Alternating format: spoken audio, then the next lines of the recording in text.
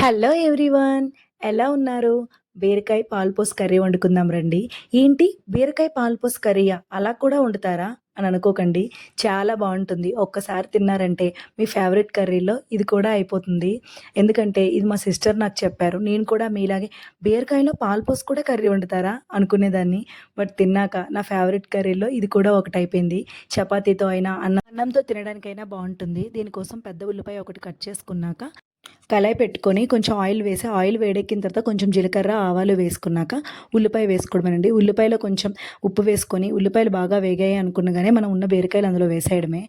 కొంతసేపు మూత పెట్టేసి అలాగే ఉంచి దానిలో కొంచెం పసుపు, కారం, మసాలా వేసుకొని, ఉప్పు సరిపోకపోతే కొంచెం యాడ్ చేసుకోవాలండి. అది 80% ఉడికాక పాలు అందులో వేసుకోవడమే. ఒకసారి మూత పెట్టగానే పాలన్నీ దగ్గరికి ఇరిగినట్టు క్రీమీగా అవుతాయి. ఇరిగాయేంటి భయపడాల్సిన లేదు. అలా తినడానికి క్రీమీగా బీరకాయతో పాలు చాలా బావుంటుందండి. మీరు ఇది ఒకసారి టేస్ట్ చేశారంటే మీ ఫేవరెట్ కర్రీ అయిపోతుంది. Please subscribe my channel. Thank you.